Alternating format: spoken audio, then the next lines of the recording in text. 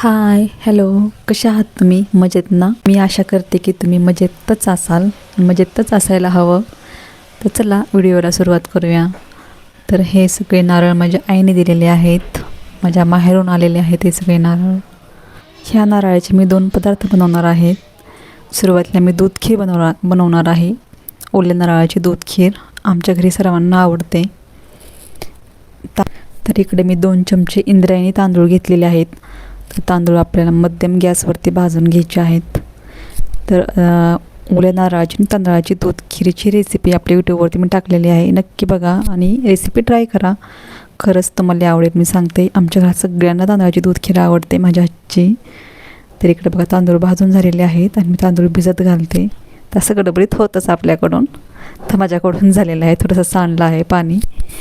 तर हे जे कटर आहे ना, ड्रायफ्रूट कटर जे आहे ना, खरंच इतकं मला कामाला आलेलं आहे ना, आणि खरंच खूप छान आहे ड्रायफ्रूट कटर मागवलेलं.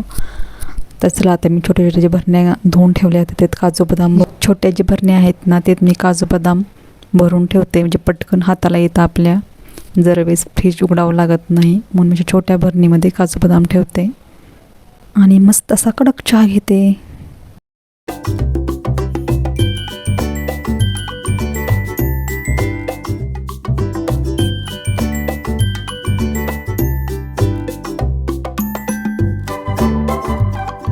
चहा घेतला आणि लगेच स्वयंपाकाला लागले. तर इकडे मी कुकर लावून घेतलेला आहे कुकर. तर इकडे मी नारळ तोपर्यंत कट करून घेते. ओल्या नारळाचीच दूध खीर छान लागते. तर इकडे लगेच नारळ स्वच्छ करून घेते.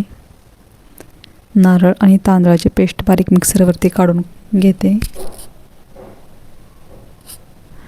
आता दूध खीरीसाठी जेवढं मला दूध लागणार आहे तेवढं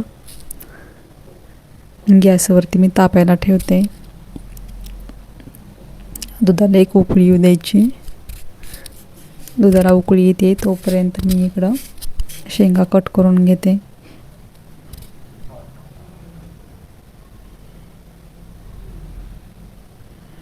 तर दुधाला उकळी आलेली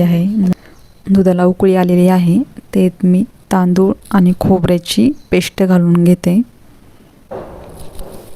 तर पूर्ण मिक्स करून घेतलं. तर इकडे मी तोपर्यंत लगेच कणिक मळायला घेते. तर कणिक मळी तो बघा श्लोक लगेच शाळेतून आलेला आहे. श्लोक खूप खुश दिसत आहे कारण त्याची गादी तयार करून घेतलेली आहे. आणि इकडे उषा पण आणलेल्या आहेत. ते स्मेल दिलं श्लोक. तर चला, तर इकडे मी स्वयंपाकाला लागते लगेच. शेवग्याची शेंग माझी भाजी फोडणी टाकून झाली आणि इकडे मी कणिक पण मळून घेतली. तर कणिक आता मस्त मऊ करून घेते आणि आत्या आणि मी दोघीजण मिळून चपात्या करून घेतो. तर आत्या आणि मी दोघीजणी मिळून काम करतात. आत्या मला खूप कामामध्ये मदत करत असतात. तर चपात्या पण करून झालेल्या आहेत. तर इकडे आत्या संध्याकाळची दिवाबत्ती करत आहेत. तोपर्यंत मी किचन पूर्ण आवरून घेते. तर असा होता आजचा मेनू जेवायला. तर खूप छान अशी दूध खीर झालेली होती. तर आता मी इकडं खोबऱ्याची वडी बनवत आहे. तर ह्याची रेसिपी मी यूट्यूबवरती टाकलेली आहे, तुम्ही नक्की ट्राय करा. खूप टेस्टला छान आणि एकदम छान अशा वड्या झालेल्या होत्या खोबऱ्याच्या. तर भेटूया पुढच्या ब्लॉगमध्ये. बाय.